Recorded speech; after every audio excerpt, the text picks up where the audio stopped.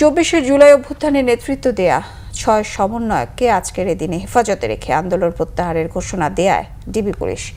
যদিও আত্মগোপনে থাকা 2 সমন্বয়ক আব্দুল কাদের ও হান্নান মাসুদকে নির্যাতনের মুখে প্রত্যাহারের ঘোষণা দিতে বাধ্য করা হয় বলে দাবি করেন। এদিন 11 ঘন্টার জন্য কারফিউ শিথিল করে জনমনের আতঙ্ক কাটানোর চেষ্টা চালায় ফ্যাসিবাদী সরকার। সেই সঙ্গে সারা দেশে বহাল রাখে ব্লক রেট। আরও জানাচ্ছেন আহমেদ সারোয়ার।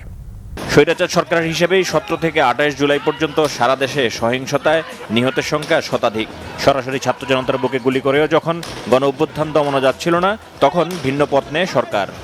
কোটা সংস্কার আন্দোলনকে ঘিরে এর আগের 10 দিনের সহিংসতা নিহত 34 পরিবারের সদস্যদের গণভবনে ডাকেন শেখ হাসিনা, যেখানে ছিল রংপুরের বেগম রোকেয়া বিশ্ববিদ্যালয়ের ইংরেজি বিভাগের শিক্ষার্থী আবু সাইদের পরিবারও।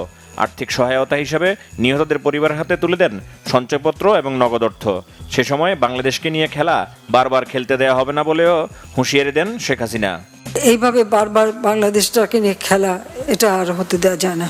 ছাত্র জনতার আন্দোলনের নেতৃত্বে থাকা শীর্ষ সমন্বয়কদের দুদিন আগে ধরে হেফাজতে রাখে ডিবি।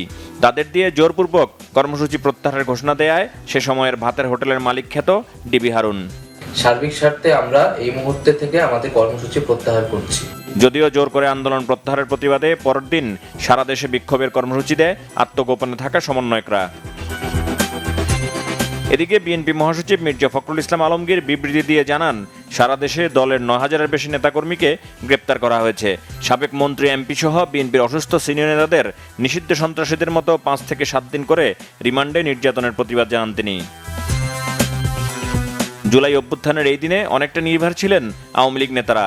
দলের সাধারণ সম্পাদক ওবায়দুল কাদের বলেছিলেন, কোটা আন্দোলনের নামে শ্রীলঙ্কা স্টাইলে গণভবন দখলের পায়তারা চলছে।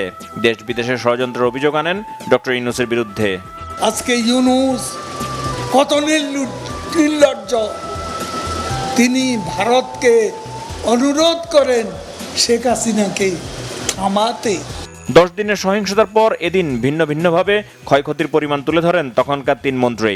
হতাহতের পরিসংখ্যান দিতে সচিবালয়ে সংবাদ সম্মেলনে তখনকার স্বরাষ্ট্রমন্ত্রী আসাদুজ্জামান খান কামালের দাবি, জানমাল রক্ষায় আইন শৃঙ্খলা বাহিনী বাধ্য হয়ে গুলি চালিয়েছে।